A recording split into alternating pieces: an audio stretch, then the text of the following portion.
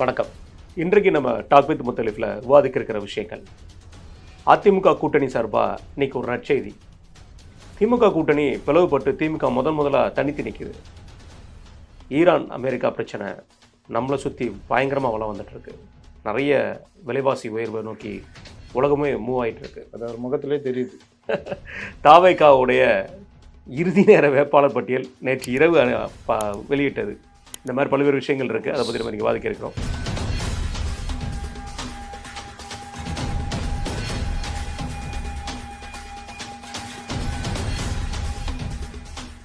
வணக்கண்ணே. நான் நிகழ்ச்சியை தொடங்குறதுக்கு முன்னாடினேன் 8932வது நாள் இன்றையோட நம்முடைய பாரத பிரதமர் திரு நரேந்திர மோடி அவர்கள், அதாவது ஒரு பதவியிலே முதல்வர் மற்றும் பிரதமர் மந்திரி, அதாவது முன்னுரிமை பதவின்னு சொல்லுவாங்களே, அந்த பதவியில் வந்து இவ்வளவு நாள் இருந்திருக்காரு. இந்திய வரலாற்றில் தமிழக பாஜக சார்பில் ஒரு கருத்தரங்கம் மாதிரி வச்சு மோடியின் சாதனையில் விஞ்சி நிற்பது ஆளுமையா என்னன்றதை பற்றி 4 சவுத்துக்குள்ளே தானே ஏங்க அப்படி கூட நடத்தலாங்கன்றேன். அப்புறம் 4 சவுத்துக்குள்ள 7 சவுத்துக்குள்ள எப்படி பார்க்குறது? இது நமக்கு பார்க்கறதுக்கு ஒரு வியப்பாக பார்க்குற ஒரு விஷயமா பார்க்கப்படுது. இதில் இன்னொரு விஷயம் என்னன்னா, 17 வருஷம் நம்முடைய நேரு அவர்கள் பிரதமராக இருந்திருக்காரு. அதையுமே கிட்டத்தட்ட ரீச் பண்ணுறாங்க. அன்னைக்கு முறியடிக்க முடியாத பிரதமராக இருந்தார் அவர். எதிர்கட்சிகளே இல்லை. ஆமாம், இன்னைக்கு எதிர்கட்சிகள் அதெல்லாம் சுண்டக்காய் நெல்லிக்காய் மூட்டை மாதிரி அங்கே செதறி இருக்குது. இவர் கிட்டத்தட்ட 15 வருஷம் பூர்த்தி பண்ணி அடுத்த சிட்டிங் 2029 உட்காந்தாருன்னா அதையும் அந்த சாதனையை முறியடிச்சிருவார். இயற்கையும் அதற்கு ஒத்துழைக்கும். அப்போ ஒரு அந்த பிரதமர் முதல்வராக தொடர்ச்சியாக தோல்வி அடையாமல் அடுத்து அப்படியே பிரதமர் வந்து அதுலேயும் 2014 வந்து இன்னை வரைக்கும் இருக்கிறாரு. பிரதமர் மோடி அவர்களுடைய அந்த இதில் வந்து எனக்கு அந்த 2002 ஏற்புடையதல்ல. கோத்ரா கலவரம் இந்த மாதிரி விஷயங்கள்லாம் ஏற்புடையதல்ல. ஆரம்பத்தில் அவருடைய பல விஷயங்கள் வந்து கொஞ்சம் இதுவாக இருந்தது. ஆனால் போக போக அவர் 2014 எப்பவுமே எல்லோரும் ஃபஸ்ட் டைம் உட்காந்தா கொஞ்சம் இதாக இருப்பாங்க. அந்த டிமானிட்ரேஷன் கூட அந்த டைமில் வந்து ரொம்ப அமல்படுத்துகிறப்ப கொஞ்சம் திட்டமிடாமல் அமல்படுத்துனாங்க. அதனால் மக்கள் கடுமையாக பாதிக்கப்பட்டாங்க. ஆனால் அதனுடைய நீண்ட கால இது பார்த்திங்கன்னா இன்றைக்கி பெரிய அளவில் இதாக இருக்குது. ஆனாலும் அந்த நேரத்தில் எல்லாருக்கும் ஒரு சந்தேகம், என் உட்பட, அது எப்படி யார்கிட்டையுமே பணம் இல்லையா? நம்ம வீட்டில் இருக்கிறவங்கள அப்படி இப்படி பீராஞ்சி கருப்பு பணம் வெளியே வந்துச்சு. எவ்வளோ ஒரு 15,000 20,000 தான் வந்துச்சு. அந்த பணத்தையே எப்படி மாற்றுறதுன்னு தெரியாமல் முழிச்சிட்டு இருந்தோம். அப்போ ஆயிரக்கணக்கான கோடி ரூபாய் வச்சுக்கிட்டு இருந்த யாருமே எந்த கவலையும் இல்லாமல் எப்படி பணம் மாற்ற முடிஞ்சது? உடன்பிறப்புகள் நிறைய இருந்தால் மாற்ற முடியும். உடன்பிறப்புகளோ, ரத்தங்களோ, ஜீகளோ, காம்ரேடுகளோ, இல்லை நம்ம யார் அவங்களுக்கு தான் சொல்லுவாங்க காங்கிரஸுக்கு, யாருக்குமே கஷ்டம் இல்லாமல் ஏற்பாடு பண்ணிட்டு தான் டிமானிட்ரேஷன் வந்துச்சுன்ற மாதிரி ஒரு தகவல் உண்டு. அதில் வந்து கிட்டத்தட்ட எனக்கு அதில் உடன்பாடு உண்டு. ஏன்னா டிமானிட்ரேஷன் கரெக்டாக முறையாக இருந்தால் இன்றைக்கி எல்லா கருப்பணமும் 1000 ரூபா நோட்டில் தானே இருக்கும். 500 நோட்டு 1000 நோட்டு. அப்போ ரொம்ப பேர் ஒன்றும் இல்லாமல் போயிருப்பாங்க. அது நடக்கலை. இன்னொன்று, பல இடங்களில் மாநில அரசுகளே இந்த இதுக்கு வர்ற பணங்களை மக்களுடைய பயன்பாட்டுக்கு 20% கொடுத்துட்டு 80% கமிஷனுக்கு மாத்திரை இருப்போம். அதெல்லாம் தடுக்க தவறுனாங்கன்னு தான் நான் சொல்லுவேன். ஆனாலும் டிமானிட்ரேஷனுடைய விளைவு இன்றைக்கி டிஜிட்டல் இதில் நம்ம மாறிட்டோம். நம்மளை அறியாமல் மாறிட்டோம். அது வந்து ஒரு பெரிய ஒரு விஷயம். இவர்களுடைய சாதனையாக நான் பார்ப்பது, இனி இப்போ நீங்கள் எதுவுமே மறைச்சி பண்ண முடியாது. பண்ணலாம், ரொம்ப மறைக்கணும், ரொம்ப பயப்படணும். மற்றபடி நீங்கள் இன்றைக்கி எந்த டிரான்சாக்ஷனும் ஒரு இடம் வாங்குறதோ எதுவுமே நீங்கள் மறைச்சிலாம் பண்ண முடியாது. எல்லாமே ஆதார் பேனோட இணைக்கப்பட்டிருக்கு. ஒரு குறிப்பிட்ட அமௌண்ட்டு நீங்கள் பேங்க்கில் எடுத்தாலே 5 லட்ச ரூபாவா?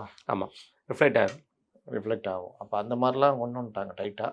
ஆனாலும் கருப்பு பணம்ன்றது இன்னும் வருங்காலங்களில் இன்னும் நிறைய விஷயங்களை வந்து டெவலப் ஆயிரும். ஏன்னா 20,000க்கு மேலே நீங்கள் டெபாசிட் பண்ணாலே மானிட்டர் பண்ணுற அளவுக்கு போயிடும். இப்போவும் பண்ணிட்டு இருப்பாங்க. ஆனால் இப்போ சின்ன எஸ்பிஐ கொண்டு விட்டுருவாங்க. கரண்ட் அக்கௌண்ட்டில் மானிட்டர் பண்ணுற அளவுக்கு. அப்போ என்னென்னா ஜிஎஸ்டி ஒரு பெரிய சாதனை. ஜிஎஸ்டி வரம்புக்குள்ளே பலதை கொண்டு வந்தது. அப்புறம் ஜிஎஸ்டியில் இருக்கிற பிரச்சனையை கணக்கில் எடுத்துக்கிட்டு அதை பாதியாக குறைச்சது. இந்த மாதிரி விஷயங்கள் கொரோனா காலத்தில் அந்த தொழிலாளர்கள் பாதிக்கப்பட்டது ஏற்புடையது அல்ல.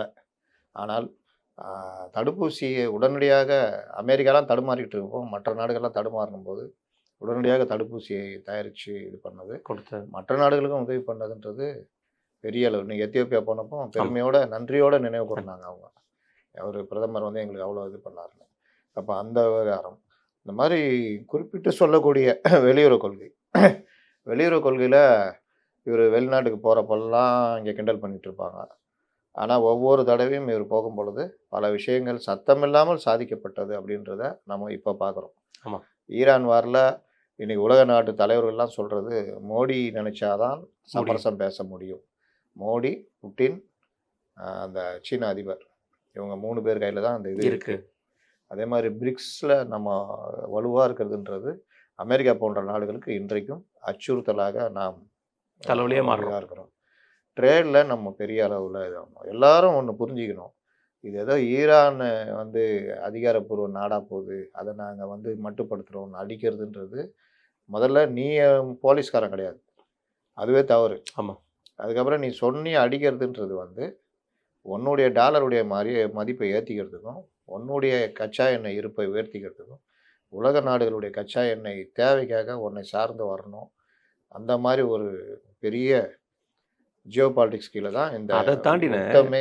ட்ரம்ப்போட ட்வீட்டை வெள்ளிக்கிழமை மட்டும் அவரோட ட்வீட்டை போட்டிருக்க நேரத்தை மட்டும் ஏன்னா பாருங்க. போர் வாபஸ்ன்னு மாதிரி வெள்ளிக்கிழமை போட்டுட்டு மறுநாள் வந்து 48 மணி நேரம் கெடு கொடுக்குறாங்க. இவங்க வந்து அப்போ பங்கு சந்தை இவங்க இஷ்டத்துக்கு அவன் ஒரு தீர்மானிக்கிறாங்க. ட்ரேடர்னு அது வந்து மக்களுக்கு புரிய மாட்டேங்குது. வியாபாரி முதல்வரானா, வியாபாரி அதிபரானால், நடிகன் பதவிக்கு வந்தா, உக்ரைனு இதெல்லாம் தான் யூஎஸ்லாம் இன்னைக்கு இவ்வளோ கஷ்டத்தில் போயிட்டு இருக்கு. அப்போ இந்த மாதிரி விவகாரங்கள் வந்து இவன் பங்கு சந்தையை சார்ந்தே இயங்குறது, அதுக்கேற்ற மாதிரி பண்ணுவது, உலக நாடுகளை தனக்கு கீழே கொண்டு வருது, வரியை போட்டு. நான் சொல்கிறேன், வரலாற்றின் குப்பை தொட்டியில் தூக்கி எறியப்படுவார்கள்னு சொல்லுவாங்க. அந்த இதில் அந்த ட்ரம்ப் இது மாதிரி இதில் தான் நீங்கள் இந்தியாவுடைய ஸ்டஃப்னஸை பார்க்கணும். இன்றைக்கி வாயை மூடிக்கிட்டு இருக்கிறதுக்கு ராகுலும் மற்றவர்களும் வாயை மூடிக்கிட்டு இருக்கிறதுக்கு காரணம் 2 விஷயம். ஒன்று இவருடைய ஆற்றல், 2வது இவர்களால் எதுவுமே தப்பு கண்டுபிடிக்க முடியல. நம்ம இருந்தாலும் இப்படி தான் நடக்கும். இன்னொன்று இவர்கள் உதவி செய்யலை. நம்ம ஃபாரின் பாலிசி ரொம்ப ஸ்ட்ராங்காக இருக்குது. நேற்று கூட பாகிஸ்தானில் லஷ்கர் இ தொய்பா சேர்ந்த தளபதியை நடு ரோட்டில் சுட்டு கொண்டிருக்காங்க. ஆமாம். அடையாளம் தெரியாத நபர். ஒரு கொஞ்ச நாளைக்கு முன்னாடி பள்ளிவாசலில் தொழுதுட்டு வந்த அதே மாதிரி ஒரு இந்த பகல்மா தாக்குதல் சம்மந்தப்பட்டவங்க. இதெல்லாம் யார் செய்கிறான்னு நினைக்கிறீங்க? எல்லாம் இந்தியாவோட ராதா. அது சொல்லக்கூடிய ஆளு வேற லெவலு. பார்த்துட்டு இருப்பாங்க, ஐயோ பாவம் சுட்டு கொண்டுட்டாங்களா அப்படின்னு. அப்போ இந்த மாதிரி வேலைகளை நேரடியாகவும் மறைமுகமாகவும் எங்கெங்கே யார் யாரை முடிக்கணுமோ அந்த முடிக்கிற வேலையெல்லாம் செய்கிறாங்க. அந்த நாட்டுக்குள்ளேயே போய் பண்ணுறாங்கன்னா நம்முடைய வலிமை, இன்னைக்கு மொசாட் சொல்லுவாங்க, மிகப்பெரிய வலிமை வாய்ந்த உளவு. கனடாவில் நடந்த அந்த சம்பவம் அது யாரால மறக்க முடியும்? சொல்லி சொல்லி பார்த்தோம். கேட்கவே ஊரில் இருக்கிற 2 அமைப்புகளுக்கு அங்கே இவனுங்க தான் இருக்கணும், குறிப்பாக அந்த காலிஸ்தான் தீவிரவாத அமைப்புக்கு. அப்போ எவ்வளோ சொன்னோம், கேட்கல. ஒரு நாள் முடிச்சு விட்டாங்க. அது இவங்களால ஒன்றுமே பண்ண முடியல. வேற எங்கேயோ ஒருத்தர் மாட்டினப்போ தான் குற்றச்சாட்டை வச்சாங்க. ஆமாம். அதை கூட போடா அப்படின்னு சமாளித்து விட்டு வந்துட்டாங்க. இன்றைக்கி அப்படியே ஊட்டிகிட்டு இருக்கிறான்னு வச்சு. அதுக்கப்புறம் நாங்கள் அதை பண்ணுவோம் இது பண்ணணும். எதை பண்ணுவேன்? ஒன்றுமே பண்ண முடியாது. இந்தியாவை நம்பி நீ பல இடங்களில் இருக்கிற. அதனால் இந்தியா வந்து இன்னொன்று வல்லரசு ஆகும் அப்படின்னு சொன்னது ஒரு காலில் கிண்டலுக்குரிய. கலாம்லாம் சொன்னப்போ கிண்டலுக்குரிய தான் பார்க்கப்பட்டது. இந்தியா எப்படி வல்லரசு ஆகும்? வளர்ந்த ஒரு நாட்டில் தான் இந்தியா இருக்குன்னு. இன்றைக்கி 4வது இடத்துல. இன்னைக்கு நம்ம வல்லரசுங்கிறது அவர் விஷயத்தில் பண்ணிட்டு போயிட்டார். ஏன்னா அக்னி. ஆமாம். அது இன்னைக்கு நம்மகிட்ட மட்டும்தான் இருக்குது, வேறு யார்ட்டையும் கிடையாது. பிரம்மோஸ் இன்னைக்கு நம்ம பலருக்கும் விற்பனை செய்கிற அளவுக்கு போயிட்டோம். இன்னும் நம்ம 5th ஜென்ரேஷன் மட்டும்தான் வரல. நேற்று கூட ஒரு வார்ஷிப்பு நம்மளுடைய கப்பற்படையில் அணிஞ்சது, அக்னி இது. ஆமாம். அப்போ நம்மளுடைய வலிமையான நம்முடைய என்ன சொல்லுவாங்க என்டிஆர்ஓ, அது இன்றைக்கி புது புது கண்டுபிடிப்புகள், இந்த தொலைதூரம் சென்று தாக்கும் ஏவுகணைகள் 18,000 கிலோமீட்டர் நம்ம தாக்குறது இருக்குன்னு நினைக்கிறேன். ஆமாம், அதுதான் அக்னி. அதுதான் அக்னி. இப்போ ஈரான் கூட 2000 கிலோமீட்டர் தான். அவன் இல்லைன்னா 4000 அடிச்சிட்டாங்கண்ணே. 4000 அடிக்கல, போயிட்டு வந்துடுச்சு, அமுச்சு விட்டான் ஆடுறா அப்படின்னு. என்கிட்ட இருக்கு அதான் அப்படின்னு. ஒன்று வானிலே செயல் இருந்துச்சு, ஒன்று அடிச்சு அந்த அனுப்பின உடனே பிரிட்டன்ல மார்க்கெட்டுக்கு தலைகீழ போயிடுச்சு. என்னப்பா வந்துச்சு, இப்படி ஆயிடுச்சுங்கிற மாதிரி ரொம்ப மோசமாக போயிடுச்சு. அதனால் என்ன ஒரு பயம்னா, 4000 கிலோமீட்டர் போகுதுன்னா யூரோப் கண்ட்ரிஸ் எல்லாம் இப்போ பயப்படுவோம். ஆமாம், ஈரானுக்கு. அதனால் இந்த மாதிரி விவகாரங்களில் இன்றைக்கி ஈரான்கிட்ட பேசி சண்டை நடந்துனே இருக்குது. ஏன்பா அங்கே ஒரு மெசேஜை போடு, ஏய் இவனர்றா அப்படின்னு. நம்ம கப்பல் ஏப்பா அவன் கப்பலை திறந்து விடு, 2 கப்பலை, டேய் அவனை போடுறா முதல்ல அப்படின்னு. இப்படி தான் போயிட்டு இருக்கு. நம்மளை மட்டும் தலைவரை நீங்கள் எடுத்துகிட்டு போங்க, நீங்கள் சீக்கிரம் போங்க, ஏப்பா அந்த இடத்துல மெசேஜில் போடுறா, அங்கே போடுறா அப்படின்ற மாதிரி தான். இன்றைக்கி ஈரான்னு நம்மள்கிட்ட நடந்துக்கிட்டு இருக்கிறாங்க. $20,000 2 லட்சம் $20,000 $20,000 $2 லட்சம் $2 2 லட்சம் $2 லட்சம் $2 மில்லியன் $2 மில்லியன் அதான் $2 லட்சம் 20 லட்சம் $20 லட்சம் கட்டிட்டு போங்கன்றாங்க ஒரு கப்பலுக்கு. நமக்கு இது ஆமா ஹார்மோஸ் வழியா போறதுக்கு நமக்கு வந்து கொஞ்சம் சலுகை கிடைக்கலாம்னு நினைக்கிறேன். இல்லை நமக்கு அது இந்த அனௌன்ஸ்மெண்ட் சொல்லியிருக்காங்க, இன்னும் அவங்க வந்து சட்ட வடிவமாக்கல. இதில் இன்னொரு விஷயம் என்னென்னா, இன்றைக்கி நம்ம வார்ஷிப்பை வந்து ஈரான் எல்லைக்கு போயிடுச்சு. கிட்டத்தட்ட ஒரு 4 ஷிப்புகள் வந்து நமக்கு வெளியே வருதுன்றாங்க. கேஸை பற்றின பயமும் மக்களுக்கு தேவையில்லை. நேற்று மினிஸ்டர் கூட்டம் போட்டிருக்காங்க. அமெரிக்காலேருந்து ஒன்று வந்திருக்கு. இன்றைக்கி மங்களூரில் வந்து ஒன்று ரீச் ஆயிருக்கு. கிட்டத்தட்ட ஓரளவுக்கு நமக்கு தட்டுப்பாடு இல்லாமல் இப்போ வரைக்கும் இன்னும் இந்த வாரம் எப்படி போகும்னு தெரில, இப்போ வரைக்கும் நம்ம தட்டுப்பாடு இல்லாமல் இருக்குண்ணே. ரைட்ண்ணே. அதனால் மோடியுடைய அந்த மோடிக்கு சர்க்கார் வேறு லெவலில் போய்கிட்டு இருக்குது. அடுத்து உங்களுக்கு எதிர்கட்சியே இல்லாத கண்ணு கட்டின தூரம் வரைக்கும் எதிரி இல்லைன்னு அது மாதிரி 2029 இவரை தவிர்க்க முடியாத ஒருத்தரா. அதாவது நீங்கள் பாஜக விட்டுருங்க, மோடி அமித்ஷா தவிர்க்க முடியாத தலைவர்களாக இருக்காங்க. நீங்கள் அவங்களை மாற்றா வேறு பிரதமர் கூட யோசிக்க முடியல. என்ன அவனெல்லாம் போட்டால் முடிச்சு விட்ருவாங்க.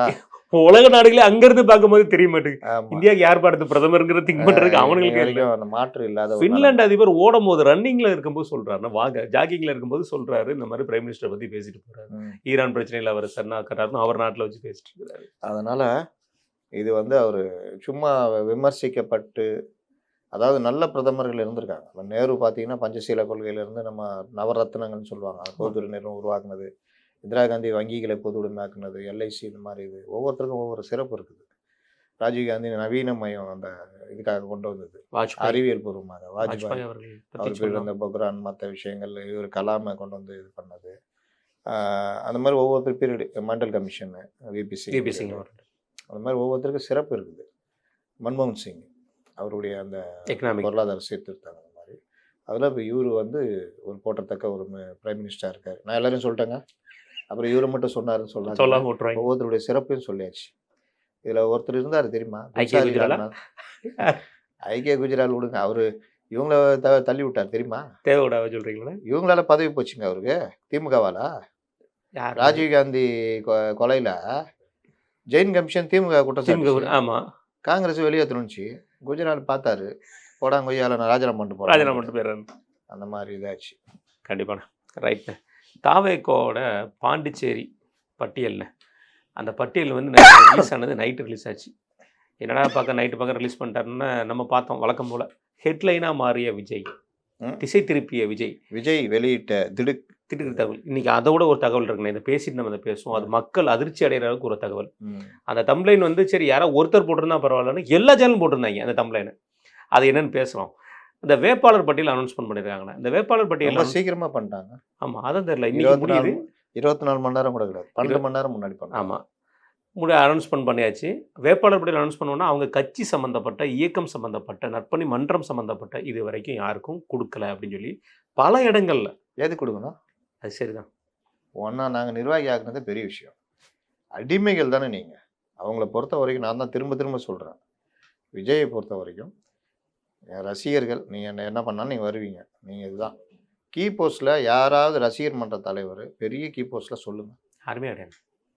இது சொன்னால் ஹெலிகாப்டர்லேயே வந்தாலும் தரமாட்டாங்க. ஆனால் ஹெலிகாப்டரில் வந்தாலும் தான் கொடுத்தீங்க. ஆதவ்லேருந்து, அருண்ராஜிலேருந்து, சிடி நிர்மல்குமார்லேருந்து நீங்கள் அப்படியே லைனாக எடுங்க. எல்லாரும் பெரும் பணக்காரர்கள், பெரும் செல்வந்தர்கள், வேறு இதுலேருந்து வந்தவங்க. செங்கோட்டையன் எல்லாம். கீழே மாவட்ட செயலாளர் மட்டும் புசி தனக்கு வேண்டிய ஆளுநர் கொடுத்து வச்சுக்கிட்டாரு. அது கொடுத்ததுக்காக உனக்கு வேட்பாளர் கொடுத்துருவோமா? சரி, 5 கோடி ரூபா கேட்டாங்க, 5 கோடி ரூபா வாங்கிட்டு தான் சீட்டை கொடுத்துருக்காங்கன்னு இன்றைக்கி ஒருத்தர் பெருசாக இது பண்ணி எல்லாத்தையும் நான் திரும்ப ஒப்படைக்கிறேன்னு ஒப்படைச்சு சுயேட்சையாக போட்டியில் போகிறேன்னு சொல்லிட்டார். ஆனாலும் அவங்க விஜய் நம்புகிறாங்க. அதான் பிரச்சனை. விஜய் தான் எங்களுக்கு அப்படி இப்படின்றாங்க. விஜய் தான் என் பிரச்சனையே. அது தெரிய மாட்டேங்குது. புஷியானந்த் ஆடுறாருன்னா விஜய்க்கு தெரியாதா?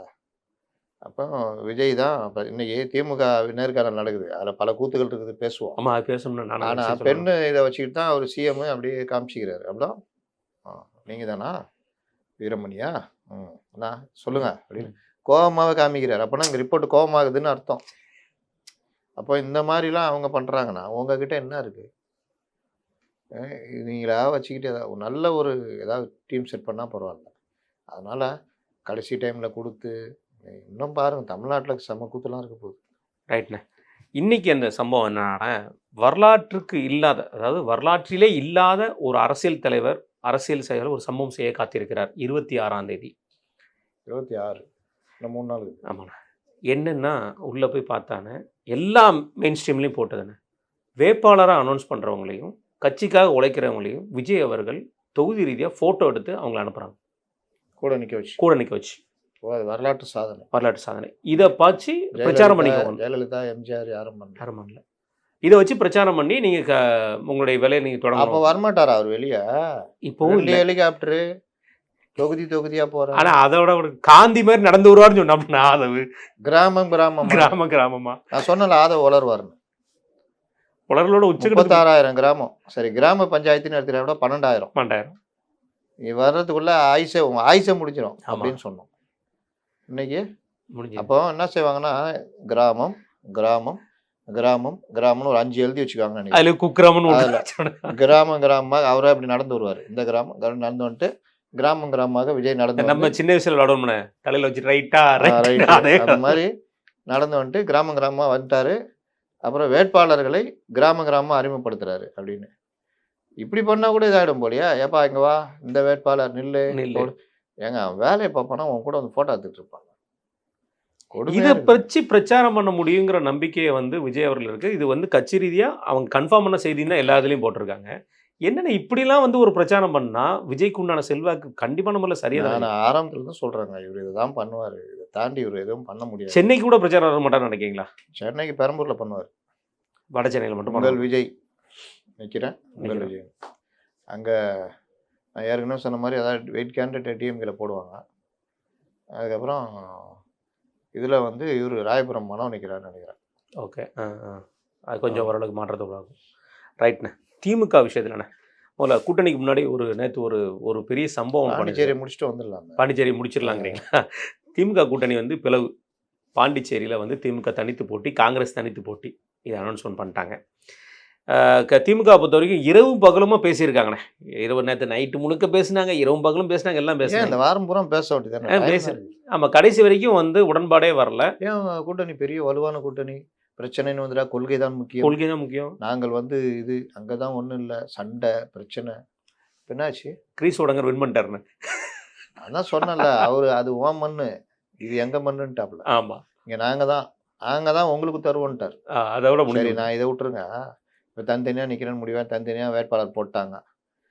29 அதுனா 29 ஏதோ ஒன்று போட்டாங்க. காங்கிரஸும் சரி தாவேக்காவும் நான் கேட்குறேன், தமிழ்நாட்டில் பிரச்சனை, அங்கே தாவேக்கா கூட டக்குன்னு கூட்டணி வச்சுக்க வேண்டியதானே, பேசிட வேண்டியதானே. வச்சுட்டா கேரளா அப்படி போயிடலாமே, ஏன்னா மொழியாக கேரளா ஓடிடலாமே. ஏங்க தாவேக்கா காங்கிரஸ் கூட்டணி நீங்கள் ஒத்து வரல, ஆளுக்கு 15 தொகுதி நிற்கிறோன்னு வச்சுருந்தா அதுக்கு தாவேக்கா ஒத்து வரலாமே. அதை தான் சொல்ல வரேன். இவங்க என்ன மாதிரி பீஸுங்க, அது என்ன மாதிரி பீஸ் பாருங்க. ஒத்து வந்திருந்தா ஓகே, ஒத்து தான் வரல, டக்குன்னு பேசி முடிவு பண்ணி 15 தொகுதின்னு அறிவிச்சிருந்தா பிரச்சாரம் எல்லாமே. அதே மாதிரி கிரீஸ் சோடங்கரை கூப்பிட்டு பனையூரில் நிற்க வச்சு, இவர் தான் கிரீஸ் சோடங்கர், ஒரு காங்கிரஸ் பொறுப்பாளர், இவர் என் சார்பாக வருவார், இவருக்கு நீங்கள் ஓட்டு போடுங்க. அவன் பனையூரில் நிற்க வச்சா கொஞ்சம் மரியாதைனே, எல்லாரையும் கூப்பிட்டு ஃபோட்டோ எடுக்காரு பாருங்க ஒரு ரூமில் வச்சு, அதை மாதிரி பண்ணிடக்கூடாது. அப்படிதான், வேற என்ன. அப்புறம் இங்கே வா நாராயணசாமி, வா, யார் நீ, என்னவாகிற, சரி நாடி நான் இருந்த பிரைம் மினிஸ்டர் ஆஃபீஸ், இவர் தான் நாராயணசாமி, உங்களுக்கெல்லாம் தெரியும், நான் ஒன்றும் சொல்ல தேவையில்ல, இவர் வந்து எங்களோட கூட்டணி, இவருக்கு ஓட்டு போடுங்க, இப்படிலாம் சொல்லுறதுக்கு ஒரு ஏற்பாடு கிடைச்சிருக்கும்ல. இல்லை 2 பேருக்குமே சொல்கிறேன் சீரியஸாக. அது வந்து தாவேக்கா தொண்டர்கள் புரிஞ்சுக்கணும். இவர்கள் நோக்கம் ஜெயிக்கிறதுலாம் கிடையாது, இதை வச்சு காசு பார்க்குறது. புஷியை பொறுத்த வரைக்கும் பயங்கரமான ரியல் எஸ்டேட் ஆங்க பாண்டிச்சேரியில், மருமக எல்லாருமே வேற லெவல் ரியல் எஸ்டேட்டு. எல்லாருமே பாண்டிச்சேரி மட்டும் பார்க்குறாங்க, காரைக்காலில் அவரோட பங்கு மிகப்பெரிய பங்கு இருக்குது. காரைக்கால் ஓபிஎஸ் கூட போட்டி போடுறாரு போல. ஆமாம். இல்லை, நான் தாவேக்கா தொண்டர்கள் சொல்கிறது என்னென்னா, புரிஞ்சுக்கங்க, இவர்கள் கட்சி நடத்தவில்லை, இவர்களுக்கு ஸ்ட்ராட்டஜி எதுவுமே தெரியல, இவர்களுக்கு யாருக்கிட்டையும் மூவ் பண்ணுற ஐடியாவும் இல்லை, ஏதோ வந்தோம் போனோன்றது தான் இருக்குது, ஒரு ஒருங்கிணைப்பும் இல்லை. திடீர்னு நினச்சா புஷி போய் விஜயை பார்த்து இந்த மாதிரி நிலவரம் இருக்குது, அங்கே பெருசாக ஓடிட்டுருக்கு, டக்குன்னு பேசுகிறோமா அப்படின்னா பேசுகிறதுக்கான ஏற்பாடும் இல்லை. இதெல்லாம் விட இந்த தொண்டர்கள் யார் கொடுத்துருக்கீங்க சீட்டு, என்ன ஏது, மாவட்ட செயலாளர் யார், எல்லாரையும் ஒன்றுமே இல்லை, தீர்மானித்து வச்சுருக்காங்க சீட்டு. யார், டிஎம்கேல. ஆனாலும் ஒரு யாருன்னா எல்லாரையும் ஒன்றா உட்கார வச்சு சொல்லுங்கப்பா சொல்லுன்னு யார் சொன்னாலும் குறை சொன்னாலும் இத்தனைக்கும் முதல்வர் அவரோட வேலைப்பளு, அவரோட உடல்நிலை எல்லாத்தையும் பொறுத்து அவர் உட்கார்ந்திருக்கிறது எவ்வளவு பெரிய விஷயம். உட்காந்துட்டு பண்ணுறாரு. திட்டு வாங்கியிருக்காங்க ரொம்ப பேர். ஆமா. மனம் முடிந்தெல்லாம் வெளியே வந்திருக்காங்க. அந்த மாதிரிலாம். அந்த மாதிரி விஜய் ஏதாவது பண்ணியா? இப்போ அவர் நேர்காணல் பண்ணுற ஃபோட்டோலாம் வருதா? ஒண்ணுமே கிடையாது. அது சொன்னாரா உங்களை நம்பி தான் ஏமாற்றிட்டு வேறு கட்சிக்கு இதாகிடாதீங்க ஜெயிச்சிட்டு அப்படின்னு. ஓ, ஜெயிக்கிற அளவுக்கு போயிட்டாரு. அப்போ உங்களை நம்பி நாங்கள் வந்து மாவட்ட செயலாளர் ஏதாவது சீட்டு கொடுத்தீங்களா? துட்டில் கேட்குறீங்க.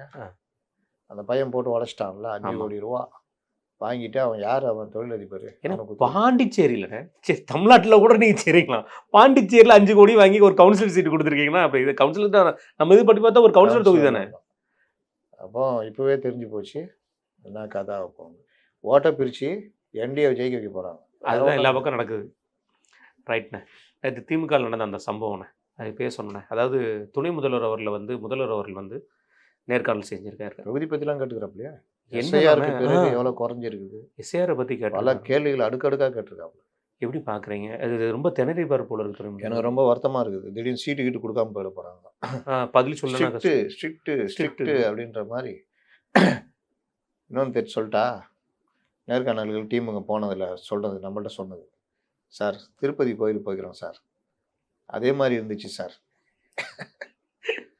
அந்த ஒரு பேர் ஏதோ சொன்னாங்களே, ஒரு பாய் தலைமை நிலைய காஜா, துறைமுக காஜா, அவர் பையனா? காஜா பையனா? காஜா ஏதோ ஒரு காஜா கனியா ஏதோ சொன்னாங்க. மயிலாப்பூராரு, சைதாப்பேட்டாரு, டி நகர், காஞ்சிபுரம், டோகர் இப்படி கூப்பிட்டா வரணும் அப்படி லத்தி சார்ஜ் பண்ணாத குறை தானே. காலையில் போன ஆளுங்களுக்கு சாப்பாடு கூட போடலையா? சாப்பாடு போடணும் அப்படின்னா ஒரே ஒரு காப்பி கொடுத்தாங்க. ஒரே ஒரு காப்பி இதுதான். இவங்க கேட்டிருக்காங்க வேறு சாப்பாடாவது போடுவீங்களா? இது ஒரு பார்ட்டு. ரெண்டாவது, சார் திருப்பதி கோயிலில் போயிருக்கீங்களாண்ணா? நான் எங்கே போவேன், எனக்கு சம்மந்தமே இல்லையாங்க. அங்கே பேட்சாக உட்கார வைப்பாங்க சார். அடுத்த பேட்ச் அப்படியே மூவ் ஆகும், இது வந்து மூவ் ஆகும், அப்படியே ஆகும், அப்படியே மூவ் பண்ணுவோம். ஒரு கேட் பை கேட் அந்த மாதிரி சார். கேட் பை கேட்டாக போகணும். அப்புறம் எல்லாரும் தோலாம் தோப்படியாக எவங்களாம் போனோம், எல்லாம் லைனாக உட்காந்துருந்தோம். அவர்கிட்ட அந்த பெண்ணு ரிப்போர்ட் இருக்கும். சொல்லு யார் அப்படின்ட்டு ஒவ்வொருத்தரையாக கூப்பிட்டு கேட்டதில்ல. பல மாவட்ட செயலாக வாங்கிட்டான். அப்துல் வகாப்லாம் செம்மத்திட்டு வாங்கிக்கிறாப்புல. என்ன நீ பல மாவட்டங்கள், நாகர்கோவில் குறிப்பாக கன்னியாகுமரி விட்டவங்க. அப்புறம் நீ தான் பகுதி செயலாளர். அது அந்த மயிலாப்பூர் அந்த மாவட்ட செயலாளர் மரியாதை கொடுக்க மாட்டேங்கிறார் சார். எல்லாம் என் காலில் விடணும், என் தகுதிக்கு உங்கள்கிட்ட நான் பேசணும்னு இல்லைன்னு எங்கள்கிட்ட சொல்கிறார் சார்னு வட்ட செயலாளர்லாம் இது பண்ணிக்கிறாங்க. என்ன சொல்கிற இந்த மாதிரி கேட்குறாங்க. ஐயா நான் அப்படிலாம் சொல்லவே இல்லை சார். அப்படி தான் சார் சொன்னாங்க. நீங்கள் வேணா பொறுப்பாளர்கிட்ட. யார் பொறுப்பாளர்?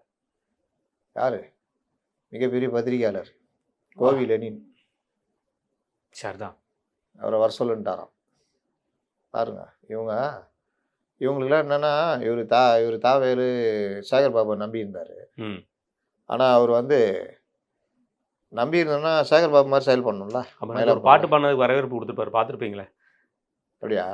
சோசியல் மீடியாவில் பார்க்கலாம். ஒரு பையன் பாவம் வந்து அந்த ரம்ஜான் எதுமா வந்திருக்காப்புல, பாட்டு பாடிட்டு இருக்காப்புல.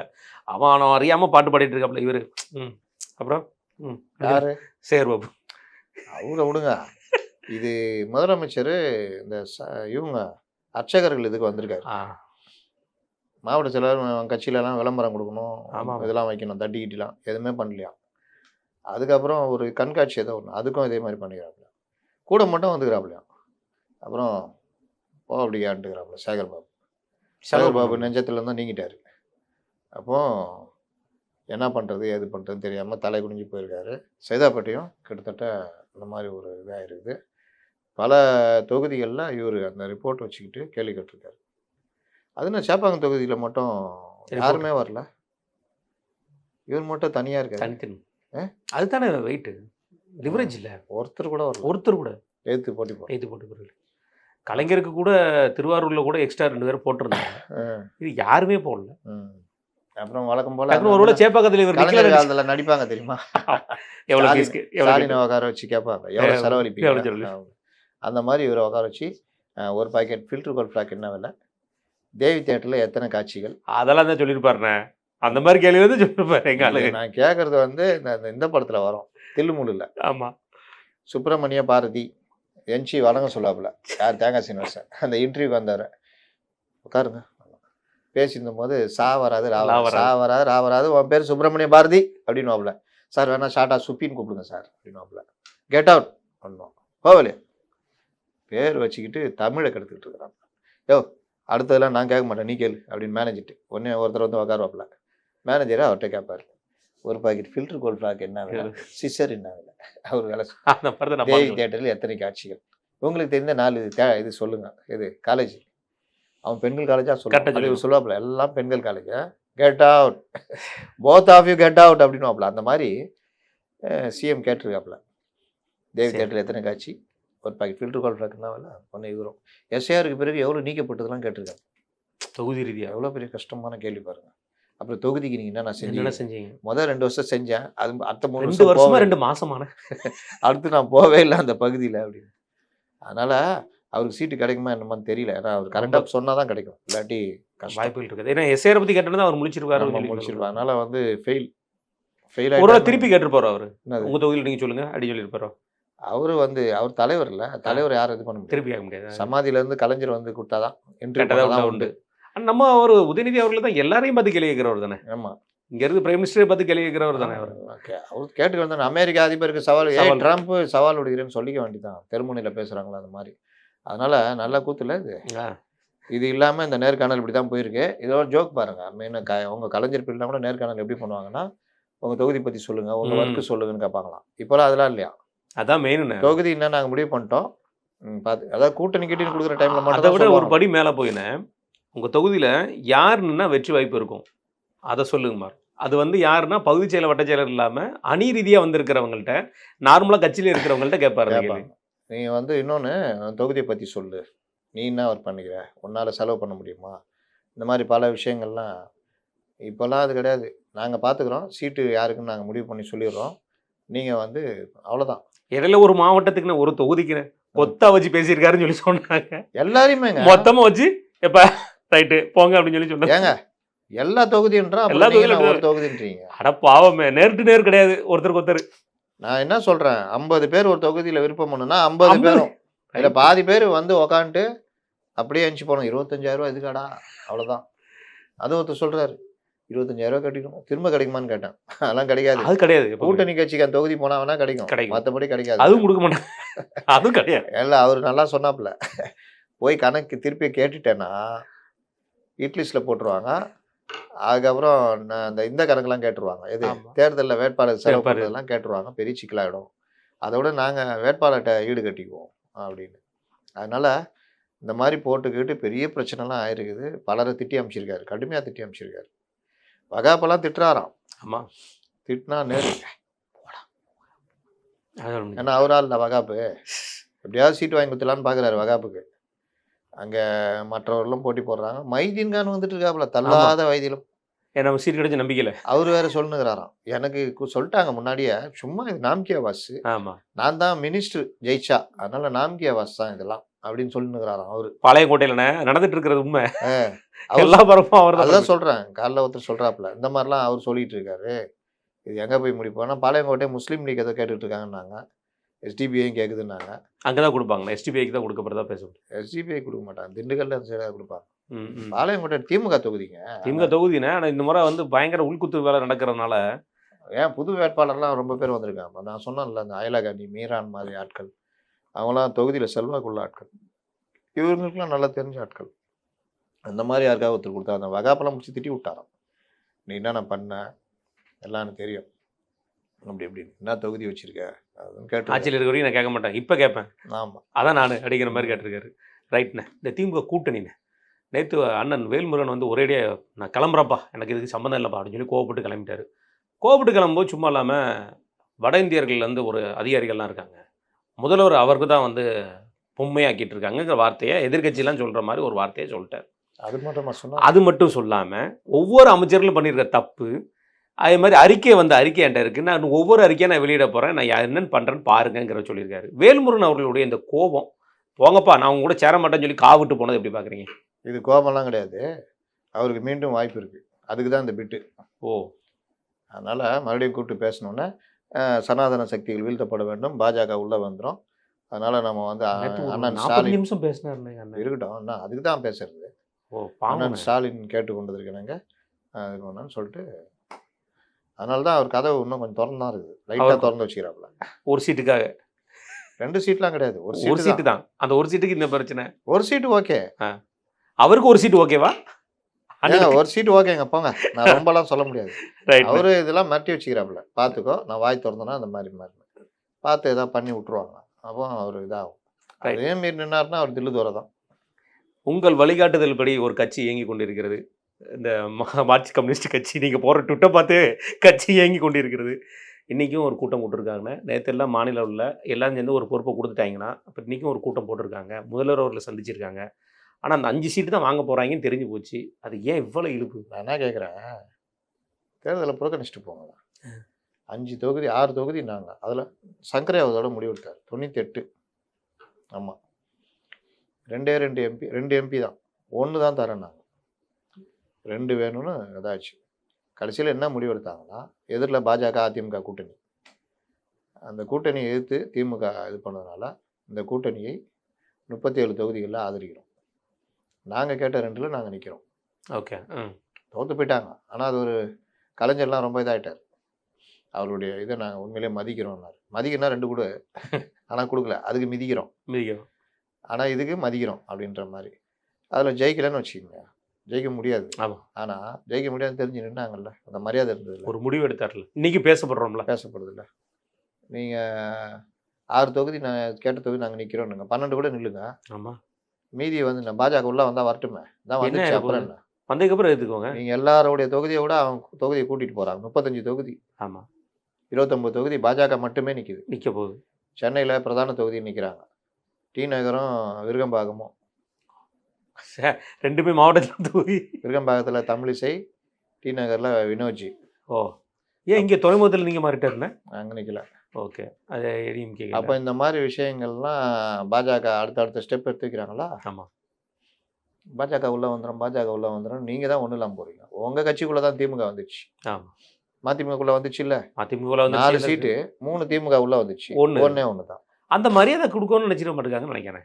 ஏன்னா 2 எம்பி இந்தியாவிலே 2 எம்பி தான் வச்சிருக்கீங்க. 2மே இங்கேருந்து போனது தான். நீ பேசாட்டி என் சின்னத்தில் நிற்கலாமேன்னு சொல்லி ஏதோ கேட்காம இருக்கிற வரைக்கும் சந்தோஷப்படணும். அவ்வளோதான் என்னை பொறுத்த நான் அப்படி தான் நினைக்கிறேன். அந்த மாதிரி தான் டீலிங் நடக்கிற மாதிரியே தெரியுது. ஏன்னா முதல்வர் பார்த்துட்டோம், முதல்வர் கொடுத்துருக்கிற விஷயம் எங்களுக்கு தெரியும். நேற்று உருட்டுனாங்க பாருங்க அந்த ஊடகங்கள். வரும் வழக்கமாக இடது பக்கம்தான் போவார்கள், அங்கே தான் பேச்சுவார்த்தை குழு இருக்கிறது. இந்த தடவை வலது பக்கம் திரும்பி போகிறதுனால அது வந்து இன்னொன்று தெரியுமா, ஐடிவிங்க எவன் பொறுப்போ எல்லாம் அங்கே கிடக்குறான். ஓ, எல்லாம் திமுக, மார்க்சிஸ்ட் கட்சி, காங்கிரஸ், லொட்டு லொசுக்கு எல்லாம். நேற்று ஃபோட்டோ வேறு எல்லாம் ஒன்றா நின்று இது எல்லாம் அங்கே கிடக்குது. இவங்க வந்து இறங்கினோன்னா ரிப்போர்ட்டர் இந்த மாதிரி இது. அதனால் வலது பக்கம் போனால முதலமைச்சரை பார்க்குறாங்க. 6 தொகுதிகள் கிட்டத்தட்ட உறுதியாகிவிட்டது. 6 தொகுதிகள் ஓகே ஆகிவிட்டது. உள்ள தொகுதியை வாங்கிறதுக்கே தண்ணி குடிச்சு விடிய கூட்டம் நடத்திக்கிறாங்க, செயற்குழு கூட்டம். இதில் என்ன, இதுல அகில இந்த பொதுச்செயலாளர் வந்துக்கிறார். இதில் இன்னொரு கொடுமை என்னன்னா, அப்படியே 5 தொகுதி நாங்கள் ஒத்துக்கிட்டாலும் நாங்கள் கேட்குற தொகுதியாக தரணும், அதாவது தரணும் அப்படிங்கிற மாதிரி அதையும் மானிட்டர் பண்ணுறோம். இவர்கள் அப்படி தானே திருப்தி அடைய முடியும். நீங்கள் வெளியே எப்படி நீங்கள் ரிப்போர்ட்டர்கிட்ட என்ன சொல்ல முடியும்? பாதி முக்கால்வாசி ரிப்போர்ட்டரு ஆதரவு ரிப்போர்ட்டர் தான். பெருந்தன்மையோடு கொடுத்தாரா முதல்வர்? எப்படி இருந்தது உங்கள் சந்திப்பு? ஒரு பாக்கெட் சிசர் என்ன விலை, ஒரு பாக்கெட் கோல்ட் ஃபிளாக் என்ன விலை, அதோட நிப்பாட்டு. இங்கே அதிமுக கூட்டணி பற்றி காட்சிகள் இந்த மாதிரி தான் கேட்பாங்க. இவங்களும் பாஜக உள்ளே வந்துடக்கூடாது, மதவாத சக்திகள் வீழ்த்தப்பட வேண்டும், மத சார்பின்மை காக்கப்பட வேண்டும் என்கிற லட்சியத்தில் நாம் வெளியில் விழுந்தால் அது வந்து எங்கள் கட்சியும் பாதிக்கும் அப்படின்றதுனால வேறு வழி இல்லாமல் இந்த கர்மாந்தர் தான் நைட்டு ஃபுல்லாக உட்காந்து ஒட்டி இந்தியா அப்படின்னு ஒரு படத்தில் கேட்பாங்க. தூள் படத்தில் பாட்டி பண்ணுறது இதுக்கு தானே இந்த செயற்குழு பொதுக்குழு கூட்டம். ஆமாம், உடனே அங்கேயே ஒத்துக்க வேண்டியதானே, முடிஞ்சு சரி தலைவர் என்ன இது வேறு கூட்டம், மறுபடியும் ஒரு கூட்டம் போடுவாங்க. இச்சினே இருப்பார் பின்னாடி. நேரத்தினமா வரல அவர் கே பாலகிருஷ்ணன். ஏன் தெரிலண்ணே? ஏன்னா இதுதான் கே பாலகிருஷ்ணன் தான் அந்த வேலையெல்லாம் பண்ணிக்கிட்டு இருக்காருன்னு போட்டால் மறைமுகமான வேலை. அதனால் நீங்கள் போயிட்டு வாங்கப்பான்னு அவர் வராமல் இருந்திருப்பார். கனகராஜ் இவங்கெல்லாம் ஒரு பக்கம் ஸ்போக்ஸ் பர்சனாக இருப்பாராம், ஒரு பக்கம் கட்சியுடைய இது இருப்பாராம். 2 பக்கமும் இந்த மாதிரி ஒயிட் காலர்ஸ் எல்லாம் வந்துக்கிட்டு போனாங்க. பாவம் சண்முகம் 5 சீட்டுக்கு இன்றைக்கி ஒத்துக்கிற நிலைமை வந்துடும். புலம்பல்காரல் எங்கள் அண்ணன் திரும்ப அவர்களுடைய நிலைமை. இன்றைக்கி ஒரு மீட்டிங்கை போட்டிருக்காரு. என்ன ஆகும்? 6 சீட்டு வாங்கிக்குவார். அவ்வளோதானா? அவங்களாம் 5, உங்களுக்கு மட்டும் 6 அப்படின்னா கூட கொடுக்க மாட்டீங்களாண்ணே? 8லாம் தர மாட்டோம். இந்த அம்மா 12 கேட்குறாங்க. ஆமாம், அவங்க பேசியிருக்காங்க, அவங்களும் நிறைய பேசியிருக்காங்க. அவங்கள அதனால ஒரு வந்து டமால் டிமில் இருக்கு. நீ என்ன நான் பேச்சு பேசுனீங்க. கொள்கை என்று வந்து விட்டால் நாங்கள் இப்படி இருப்போம். வித் அங்க பாரு ஒரே சண்டை. சண்டையே நடக்கல அங்க. ஒரே சண்டை. இதாயிடுச்சு, இதாயிடுச்சுன்னு. உன்ன தான் கீழ கால கீழ காலத்து ரம்பத்த பண்ணாங்க. அறுத்துருந்தான். ரம்பத்த வச்சு கால. ஆமா. இன்னைக்கு இன்னும் இருக்கு. இவரே சொல்றாரு துரைமுருகனே. ஆ என்ன இப்படி பேசுவார்ல, இப்ப அப்படிலாம் தொனிலாம் போயிடுச்சு. முடியல. திருப்பி திருப்பி கேட்குறான். ஆமா இந்த தடவ கொஞ்சம் இழுபறியா தான் போய்க்கிட்டு இருக்கு. அப்படின்ட்டு போறாரு. மறைமுகமா ஒத்துக்கிட்டு போயிட்டாரு. அதான் மேட்டர். அதனால திமுக கூட்டணி இன்னும் ஜெல்லாவல, ஜொல்லாவல, சொல்லி விட்டுட்டாரு. முடிவு வரல. இதுக்கு பிறகு தொகுதி பிரச்சனை இருக்கு. அது பெரும் பிரச்சனை. ஆ. கண்டிப்பான. தேமுதிகவோட சார்பா இன்னைக்கு கூட்டம் நடந்ததுங்க. கூட்டம் நடந்து முடிச்சோன்னே பிரஸ் மீட்ல வழக்கம் போல பத்திரிகையாளர்ல கண்டமானிக்கு வசப்பாடி இருக்காப்புல பிரேமலதா அவர்கள். எவனா கேட்கணும். டிஃபெண்டர் லாங் வீல் வண்டி வாங்கியிருக்கீங்களே. அது எங்களுக்கு வாங்குறதுக்கு உரிமை இல்லையா? நாங்க என்ன அப்படிப்பட்ட ஃபேமிலியா? நல்லா நாங்க கேட்டாங்களா? Captain family. அப்படியே பேசிட்டாப்லண்ணே. ஆ. கொடுத்து சிவந்த கரம் எங்க கரம்? நீங்க அதெல்லாம் எப்படி பேசுறீங்க? உண்மைதான். அது விஜயகாந்த் இருக்கிற வரைக்கும். ஆ. இப்போ என்ன திடீர்னு அந்த வண்டி வாங்கிக்கிறீங்க? 1.5 மாசம் முன்னாடி தான் நாங்க வாங்கியிருக்கோம். Land 1.5 மாசம் 1.5 வருஷத்துக்கு முன்னாடி நாங்க வாங்கியிருக்கோம். ஆ. திருப்பதி போனதை வச்சு நீங்க பேசிட்டு இருக்கீங்க, வச்சிட்டு இருக்கீங்க. நீங்க தானே போஸ்ட் கொடுத்தீங்க. நான் படம் வந்து மேட்ரிக்ஸ் படம் மாதிரி. நீங்க சென்ட்ராவும் 2 பசங்களும் 2 சைடும். ஏன் நீங்க அரசியல் தலைவர் தானே. அது ஏன்னா சைடுல நிப்பாட்டினாங்க, ஃப்ரண்ட்ல நிப்பாட்டினாலும் ஃப்ரண்ட்ல நிப்பாட்டிருந்தா லாங் இது வண்டி தெரியாம போயிருக்கும். ஓ அதுக்காக தான் இது. அப்போ நீங்க காருக்கு தான் போட்டோ எடுத்திருக்கீங்க, ஆமா. உங்களுக்கு எடுக்கல. அவங்களுக்கு எடுக்கல. சிஎம்ஏ ஷார்ட் வீல் வண்டி ஓட்டிட்டு இருக்காரு. ஆமா. அப்படி இருக்கும்போது லாங் வீல் வண்டி வச்சுக்கிட்டு அது 3 பேரும் 3 முனையில நின்னுட்டு அப்படி நின்று இருந்தா அப்போ இது வரதானே செய்யும். அதனால அது தேமுதிகவோட உள்வரவு தான் இங்க பெரும் பிரச்சனை ஆகியிருக்கா. நீங்க எப்படி பாக்குறீங்க? கண்டிப்பா அதுல அதை வச்சு இவங்க கேம் விளையாடுறாங்களா? தேமுதிக உள்வரவெல்லாம் விட்டுருங்க. இன்னைக்கு கூட ஜூனியர் விடன்ல போட்டிருக்காங்க. இப்போ போட்டானா எப்போ போட்டாங்க? திமிர் முன்னேற்ற கழகம், திராவிட முன்னேற்ற கழகம் இல்லை, திமிர் முன்னேற்ற கழகம்னு போட்டிருக்காங்க. இன்னும் கேட்டால் ஆணவம்னு சேர்த்துக்கலாம். அப்போ இவங்க அந்த அளவுக்கு ஆணவமா இவங்க சொன்னாங்களே கபலீகரம் செய்கிறது பாஜகன்னு.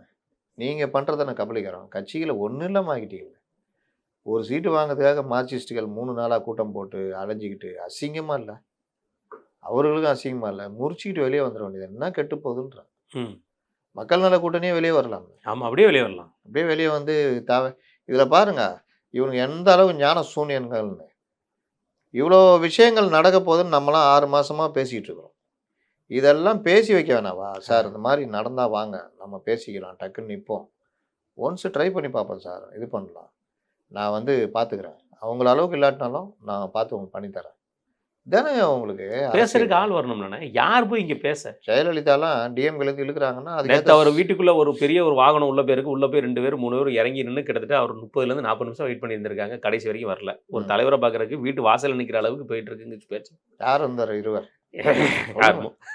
முக்கியமான கட்சியில் இருக்க அவ்வளோ பேரும் வந்து உள்ள வந்து இருந்து இந்த மாதிரி வேலையெல்லாம் பார்க்க ஃபுல்லாக போட்டிக்கோலே நின்று இருக்கிறாங்க. இதெல்லாம் வந்து இப்படி இருக்கும்போது பெரிய கட்சியில் உள்ளவங்க அவங்கள கூட்டு போயிருக்கணும். கூட்டு போயிருந்தா கலர் என்ன கலர் ட்ரெஸ் போட்டு வர, நான் இந்த கலர், அப்போ நீயும் அதே கலர் போட்டு வெளியே வா அப்படின்னா ஓகே ஆயிருக்கும். இனிமேல் அப்படிதான் ஆக போகுது. என்னென்ன அதுக்கும் ஒரு தீம் போட்டு தானே அலைகிறாங்க. இங்கே பாட்டு ஃபுல்லாக போட்டு அந்த பசங்க ஃபுல்லாக என்ன பண்ணுறது, வெர்ச்சுவல் வாரியஸை நினச்சி நம்ம ஃபீல் பண்ண வேண்டியது. ரைட்ண்ணே. ஏடிஎம்கே கூட்டணிண்ணே. இன்றைக்கி பியூஷ் கோயல் அவர்களுடைய வருகை. அவர் வந்ததுக்கப்புறம் இறங்கின உடனே சொன்ன வார்த்தை வந்து அகெயின் அவர் குறிப்பிட்டு சொல்கிற வார்த்தை திமுக பொறுத்த வரைக்கும் முதல்வர், துணை முதல்வர், உதயநிதி அவர்கள் மீது ஒரு கடுமையான ஒரு பிரச்சாரத்தை இங்கேருந்தே ஆரம்பிக்கிற மாதிரி பேசுகிறாங்க. கூட்டணி தொகுதி சம்மந்தப்பட்ட விஷயத்தையும் நீங்கள் பேசி முடிவெடுத்துருவோங்கிற விஷயத்தையும் சொல்லியிருக்காங்க. எப்படி பார்க்குறீங்க? என்ன பண்ணீங்க? எல்லாம் பேசுகிறீங்க, எல்லாம் பண்ணுறீங்க, என்ன பண்ணீங்க? எல்லாரோட எதிர்பார்ப்பும் இருக்குது. தேர்தல் ஆணையம் மேற்கு வங்காளத்தில் காட்டுற வேகம் இங்கே இருக்கா? இல்லை. இன்னையோட எத்தனை நாள் ஆகுது? கிட்டத்தட்ட வண்டியை பிடிச்சிட்டு ஒரு அம்மா அப்படியே அமுச்சு விட்றாங்க டிஎம் குடி கட்டி.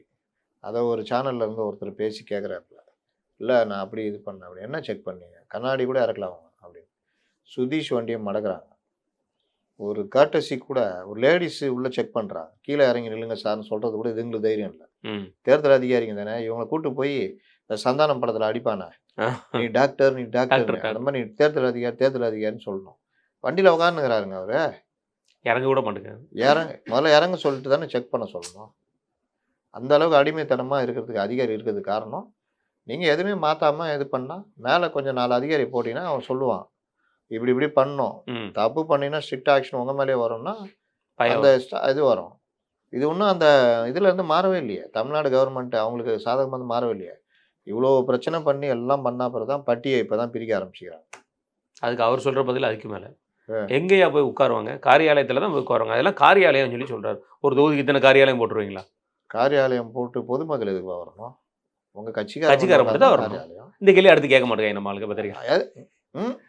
அது ஃபோன்பே, கூகுள் பே, அதோட பேடிஎம். அதோட முடிஞ்சு போயிடும். 3 இருக்கா ரைட்டு போ ஆமா. அப்படின்னு. எதுவும் இல்லைன்னா பேடிஎம் இருக்கு. அதனால நீங்க வேற. இன்னொன்னு மூளை கிடையாது. அது ஒரு பெரிய இன்னொன்னு எவனாவது கேட்டுட்டானா அவனை இவனுங்களே அடக்கிடுவானுங்க. ஏய் என்ன ரொம்ப சிந்திக்கிற? வேணாம். எங்க காலத்துல இருந்துச்சுங்க. என்ன நான் வேற யாரையும் மிரட்டினா கூட நாங்க இது பண்ணுவோம். என்ன நீ என்ன மிரட்டுற? நீ யார் நீ? அவனுக்கு சம்பளம் கொடுக்குறியா? இல்ல இல்ல. அவன் எது சார்பில் வந்து கேட்குறான். தொலைச்சு ஞாபகம் வச்சுக்கோ. இந்த வேலைலாம் வச்சுக்கூடாது. இதே மாதிரி இன்னொரு ஏப்ப சாப்பிங்க வந்து ப்ரெஸ் கிளப்பில் உட்காருவாங்கல்ல, அவங்கள மிரட்டி கேள்வி கேட்டு தொலைச்சி எடுக்கிறது. ஏய் நிறுத்தியா முதல்ல அப்படின்றது. நிறுத்து. அவன் என்ன கேட்குறாங்கன்னா பேசக்கூடாது. பேசணும். உனக்கு கேள்வி இருந்தால் கேளு. வாதம் பண்ணுறதுக்கு நீங்கள் இல்லை. எங்கள் டைமை வேஸ்ட் பண்ணுற. சார் நீங்கள் சொல்கிறத சொல்லுங்கள். ஒரு 3 நிமிஷம் ஷார்ட்டாக சொல்லுங்கள் சார். இதான் ஏதாவது கேள்விகள் இருந்தால் தனியாக போய் கேட்டுக்கப்போ. மைக்க போட்டுக்கோ. இந்த மாதிரிலாம் இன்டர்ஃபியர் பண்ணியிருக்கோம். இந்த மாதிரிலாம் பண்ணனால தான் கொஞ்சம் ஏமாந்தவன்ட்ட எகிறது. இன்னொரு மாஃபியா இருந்தது. இவங்களுக்கு எதிராக ஏன் வாப்பனா சொல்கிறேன், இந்த நித்யானந்தா மேனேஜர் வந்து பேட்டி கொடுக்க வர்றாரு. இவங்களை எப்படிலாம் மிரட்டினாங்க, என்னென்ன உருட்டுனாங்க. அதனால் அன்றைக்கி பேட்டி கொடுக்க விடலங்க.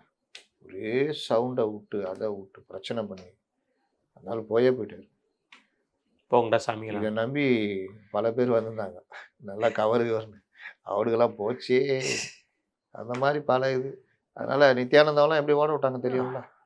கடுமையாக இல்லை, ரொம்ப மோசமான லெவலில் பண்ணாங்க. அதில் நித்யானந்தாவை பேட்டி கொடுக்க விடாமல் பேட்டி கொடுத்தா நித்யானந்தாவை இது பண்ணுறது, இந்த மாதிரிலாம் நடந்தது. இந்த மாதிரி ஒரு மாஃபியா டீம் எல்லா டைம்லேயுமே இருக்கும். மற்றவங்க யாருக்கும் இது பண்ணாமல் கொஞ்சம் ஜெயலலிதா பீரியடில் லைட்டாக குறைஞ்சிது. ஆனால் இந்த 2017க்கு அப்புறம் இந்த மாஃபியா டீம் எல்லாம் மினிஸ்டர்கள் யார் அதிமுக மினிஸ்டர்கள் சொல்கிறார் கூப்பிட்டு பார்த்துக்கின்னு இதே மாதிரி தான் ஒரு பாக்கெட் சிசர்னா விலை, ஃபில்டர் கோல்ட் பிளாக்னா விலை, அப்படியே பழகி இதில் ஓபிஎஸ் மதியானம் சோறுலாம் போட்டார்.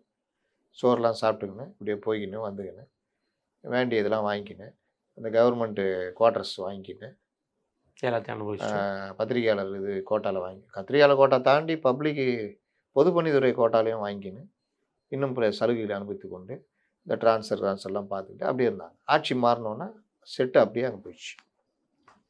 வாரிய உறுப்பினர்கள் பத்திரிகையாளர் நலவாரிய உறுப்பினர்கள்லாம் என்னடா நலவாரியம் பண்ணீங்க? நான் இன்னொன்று நான் சொல்கிறேன், இன்றைக்கி இருக்கிற டிஜிட்டல் மீடியா இதெல்லாம் வந்து உள்ளே கொண்டு வருதில்லை. ஆமாம், இவங்க மட்டும் உக்காந்துக்கின்னு அப்படியே இப்போ கூட ஒரு இது பரவிக்கிட்டு இருக்குது. அந்த வீடியோ எப்போ எடுத்ததுன்னு தெரில. உதயநிதிட்ட இந்த அம்மா பெண் பத்திரிகையாளர் ஒருத்தங்க இருக்காங்களே, அவங்க வந்து தாவேகானா அவ்வளோ கேவலமாக பேசுவாங்க. ஆமாம்மா, ரொம்ப இந்த ஆணவம்லாம் இருக்கக்கூடாது. தாவேகாவுடைய அரசியல் விமர்சனம் பண்ணலாம்.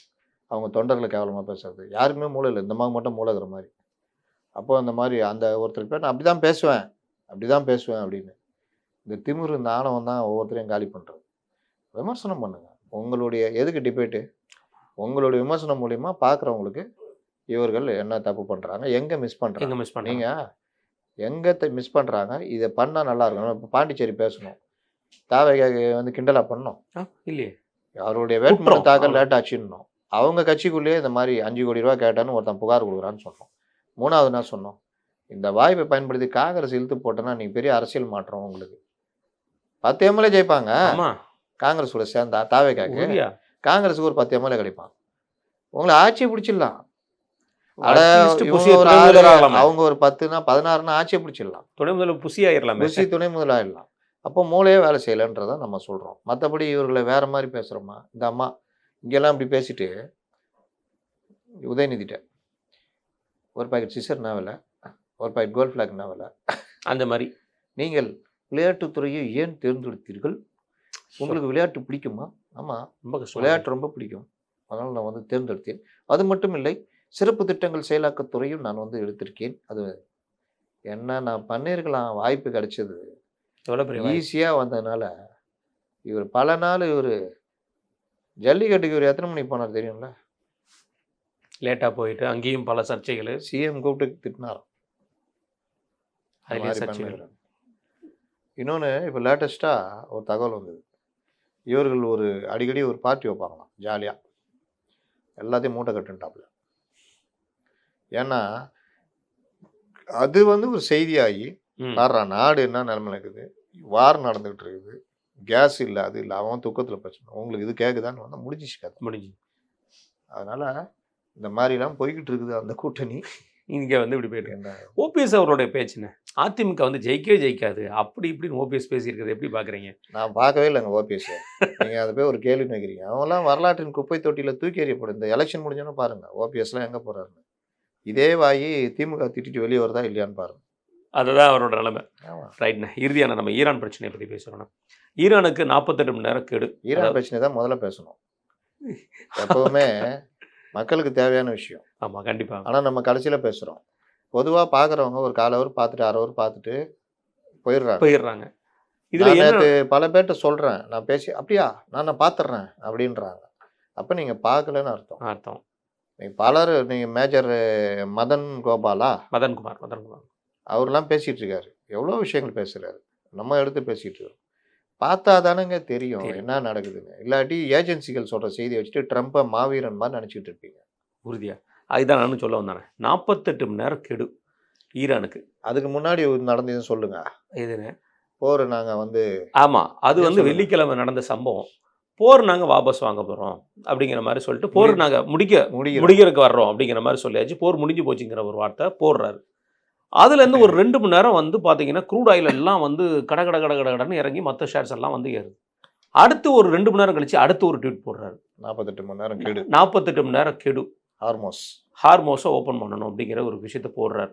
அதுக்கு இடையில் இன்னொரு ட்வீட் போட்டது என்னென்னா, நான் இஸ்ரேலை வந்து கடுமையாக கண்டிச்சிருக்கேன், இஸ்ரேல் என்கிட்ட வந்து சொல்லிட்டாங்க இனிமேல் எதையுமே தாக்க மாட்டோம்னு சொல்லிட்டாங்க.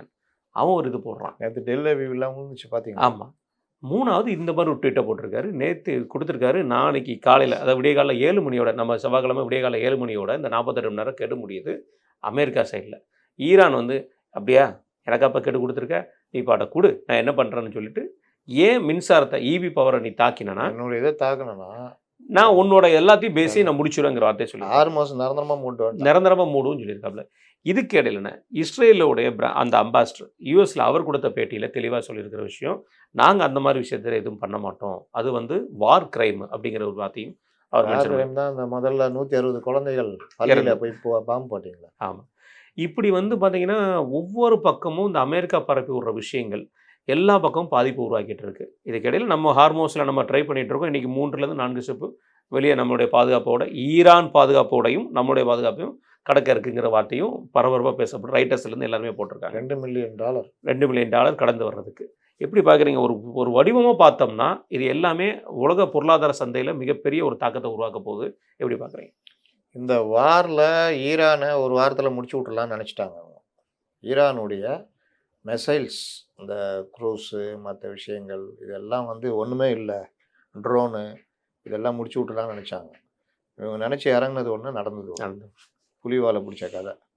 இதில் ட்ரம்ப் மாதிரி ஒரு என்ன சொல்கிறது, ஒரு நிலை இல்லாத ஒரு தலைவர், லோக்கலில் சொன்னால் ஒரு மானங்கட்ட தலைவரை நீங்கள் பார்க்கவே முடியாது. ஏன்னா இன்றைக்கி ஒரு பேச்சு, நாளைக்கு ஒரு பேச்சு, இன்றைக்கி காலில் விழுவார், நாளைக்கு நெஞ்சை நிமித்தி நிற்பார், நாளைக்கு காலில் விழுவார், இன்னொரு நாள் நெஞ்சு நிமித்தி நிற்பார்.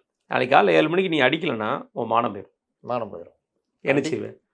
அடிச்சேன்னா உன்னுடைய இது எல்லாமே பெரிய எல்லாமே போயிடும். அப்போது இந்த பிரச்சனை ஒன்று இருக்குது. நான் மானபத்திலாம் கவலைப்படுமா? இந்தியாவுக்கு 100% வரி போட்டார்ல. ஆமாம். என்ன பண்ணார் அப்புறமா? அவரே வாபஸ் வாங்கிட்டு சைனாவுக்கு போட்டார்ல, என்ன பண்ணார்? இல்லைண்ணே, இந்த நியூஸில் பல நியூஸில் மறைக்கப்பட்டு வருது.